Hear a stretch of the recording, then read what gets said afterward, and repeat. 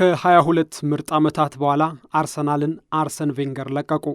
አርሰን ሁ እሱ ደግሞ ማን ነው ላሉት ምላሽ ሰጥተው አመስግነው ለቀቁ። ከስኬቶቻቸው ጋር አርሰናልን እንደገና ገናና ያደረጉት አሰልጣኝ ሲለቁ ግን ቬንገር አውት ያሉት በተደጋጋሚ አመፅ ላይ የከረሙት ደጋፊዎች ስለሚተኳቸው ሰው አላሰቡም ነበር። ነገር ግን ክለቡ በአጭር ጊዜ ውሳኔ ላይ ደረሰ።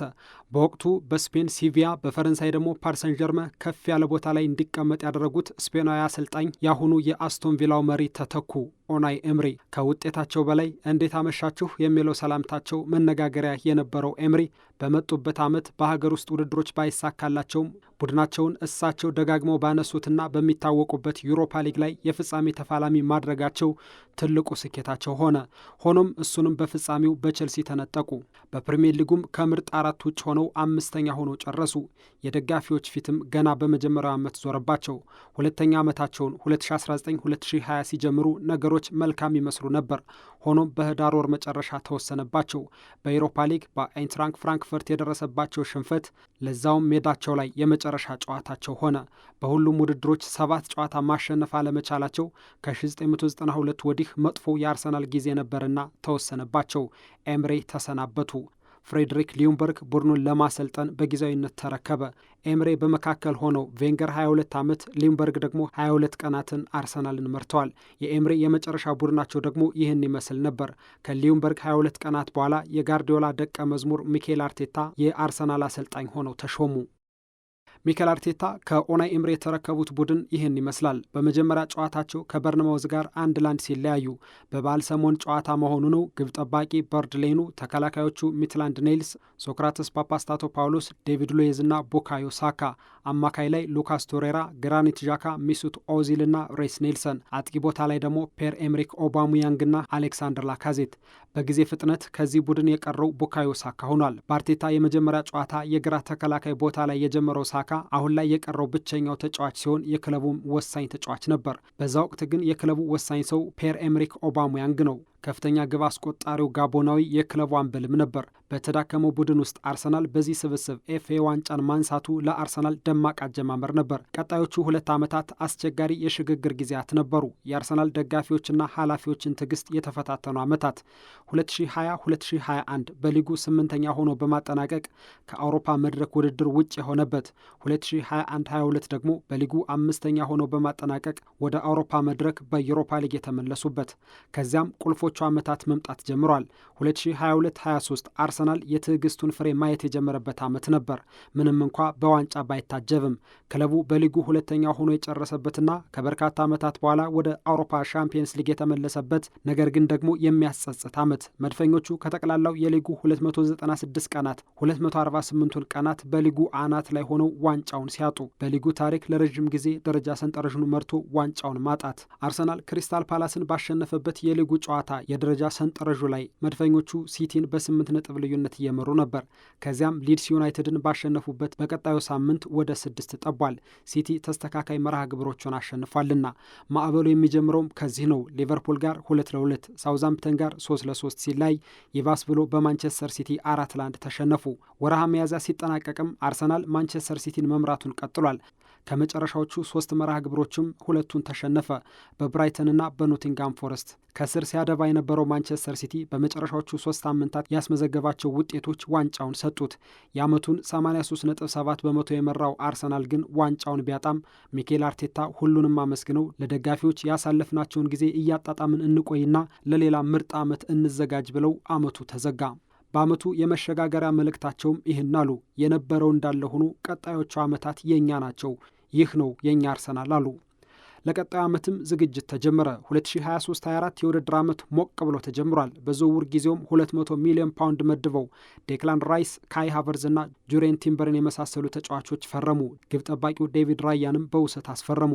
የተጫዋቾች ፊርማ ጥቅምም ሜዳ ላይ ታየ። ከመጀመሪያዎቹ 5 ጨዋታዎች 4ቱን በማሸነፍ ሜዳ ላይ ከነበረው 15 ነጥብ 13ቱን አሳኩ።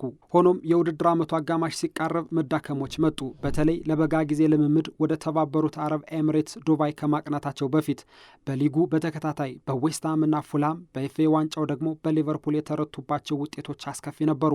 እናም የዱባዩ ጉዞ በትክክለኛው ሰዓት የተገኘ ነበር። ከዱባይ መልስ ክሪስታል ፓላስን 5-0 በማሸነፍ የጀመረው ግስጋ ለጋሲያቸው ኖቲንጋም ፎረስት ራሱ ሊቨርፑልና ዌስትሃምን እንዲሁም በርንሌይን በተከታታይ አሳምኖ ያሸነፉበት መንገድ ነበር።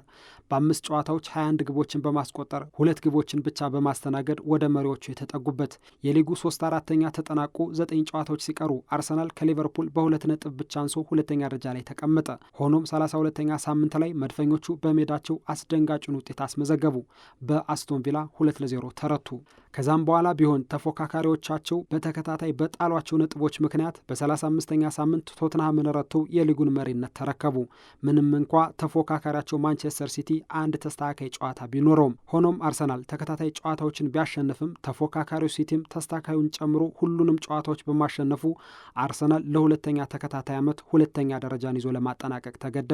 ኤቨርተንን 2-0 ባሸነፉበት የዓመቱ የመጨረሻ ጨዋታም አርቴታ ሌላ መልእክት ለደጋፊዎቻቸው አስተላለፉ።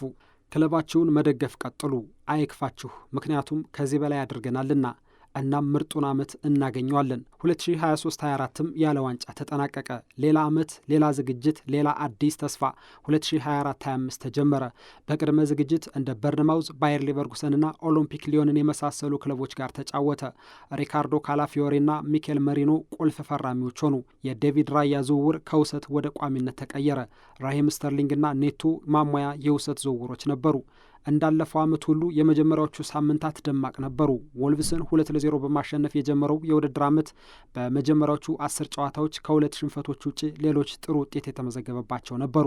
ከቀጣዮቹ 10 ጨዋታዎች ደግሞ 7ቱን በማሸነፍ በአስደናቂ ግስጋሴው ቀጠለ። በአዲስ አሰልጣኝ የመጣው ሊቨርፑል ግን የሚቀመስ ቡድን አልሆነም። የሊጉን መሪነት ገፋበት። በመሃል መድፈኞቹ ማንቸስተር ሲቲን ጨምሮ በርካታ ታላላቅ ድሎችን አስመዘገቡ። 8 ሳምንታት በቀሩት ሊግም ሊቨርፑል መከተሉን ቀጥሏል። ካለፉት ዓመታት በተለየ አርሰናል ካለፉት ዓመታት በተለየ በአውሮፓ ሻምፒየንስ ሊግም በጥንካሬው ገፋበት። በሩብ ፍጻሜው ሪያል ማድሪድን ያሰናበተበት መንገድ ያስደንቅ ነበር። ኤምሬትስ ላይ የተቆጠሩት የዴክላን ራይስ 2 ድንቅ ቅጣት ምቶች። ሆኖም በግማሽ ፍጻሜው ፒኤስጂ የሚቀመስ አልሆነም። በድምር የ3-1 ውጤት አርሰናልን አሸነፉና ከውድድሩ አሰናበቱት። የአርቴታ ቡድን ከሀገር ውስጥ የጥሎ ማለፍ ውድድሮችም ቀድሞ ተሰናብተዋል። እናም ሊጉ ብቸኛ ተስፋቸው ነበር። ሆኖም የአርኔ ስሎት ቡድን የሚቀመስ አልሆነም። ከአርሰናል ጋር 2-2 ከተለያየ በኋላ የመድፈኞቹ ተከታታይ 2 ድሎች ከሁለተኛ አላሻገሩትም። ማንቸስተር ሲቲ ቢዳከምም ሳይታሰብ የተከሰተው ሊቨርፑል ዋንጫውን ወሰደ። አርሰናልም ለተከታታይ 3ኛ ዓመት ሁለተኛ ሆኖ ለማጠናቀቅ ተገደደ። ሌላ የተስፋ ዓመት፣ ሌላ ጥበቃ። ዘንድሮስ አርቴታና ቡድኑ በርካታ ለውጦችን አደረጉ። ይታሙባቸው የነበሩ የሀገር ውስጥ የጥሎ ማለፍ ጨዋታዎች ላይም እስከ ፍጻሜና ግማሽ ፍጻሜ የገፉባቸው። ዝግጅት ሲጀመር መድፉ እንደዚህ ዓመት የተሳኩ የተጫዋቾች ዝውውሮችን አድርጎ አያውቅም ያስባሉ እንቅስቃሴዎችን አደረገ። ቪክቶር ዮኬሬሽ፣ ማርቲን ዙቢሜንዲ፣ ፔሮ ሂንካፔ፣ ክርስቲያን ሜስኩዌራ፣ ኤበርቺ ኤዜና ክርስቲያን ኖርጋርድን የመሳሰሉ ጠንካራ ዝውውሮችን አደረጉ። በፕሪሚየር ሊጉም ከ220 ቀናት በላይ የሰንጠረዡ አናት ላይ ቆይተዋል። ምንም እንኳ በበርንማውዝና ማንቸስተር ሲቲ የደረሱበት ሽንፈት ስጋት ላይ ቢጥላቸውም የሲቲና የኤቨርተን ያቻ ውጤት ነገሮችን ቀይሯል። ባሳለፍነው ሳምንት መጨረሻ ዌስትሃም ላይ ያገኙት ድል ደግሞ ከምንም በላይ ትርጉም ነበረው። በቀሪ ጨዋታዎችም በርንሌይና ክሪስታል ፓላስ ላይ ድል ማድረግ ከቻለ አርሰናል ከፕሪሚየር ሊጉ ዋንጫ ጋር ይታረቃል። ግንቦት 22 ደግሞ በአውሮፓ ሻምፒየንስ ሊግ ከፓሪሰን ዠርሜን ጋር በፍጻሜው ይጫወታል። እነዚህ 2 ድሎች የተለፉባቸውና ሂደትንም ትዕግስትንም የጠበቁ ነበሩ። ትረስት ዘ ፕሮሰስ፣ ሂደቱን እንጠብቅ ሲሉ በተደጋጋሚ ለሚናገሩት አሰልጣኝ ሚኬል አርቴታ የሚታመኑባቸው አሊያም የሚታሙባቸው 2 አጋጣሚዎች። ቀጣዮቹ 2-3 ሳምንታት ለአርሰናል ደጋፊዎች የርግብግቢት ያክል ናቸው። 3 ጨዋታዎች የክለቡን የ22 ዓመት ጥበቃ እጣ ፋንታ ምላሽ ይሰጣሉ። ደጋፊዎች እንዳለፉት 4 አጓጊ ግን የማይጨበጡ ዓመታት መሆን አይፈልጉም። አሁን የደስታ ጊዜ ይመስላል እንጂ ጥልቅ ጉጉትና ሀሳብ ደጋፊዎችን ከቧል። ምን ይፈጠር ይሆን? ቀጣይ 2-3 ሳምንታት ምላሽ አላቸው።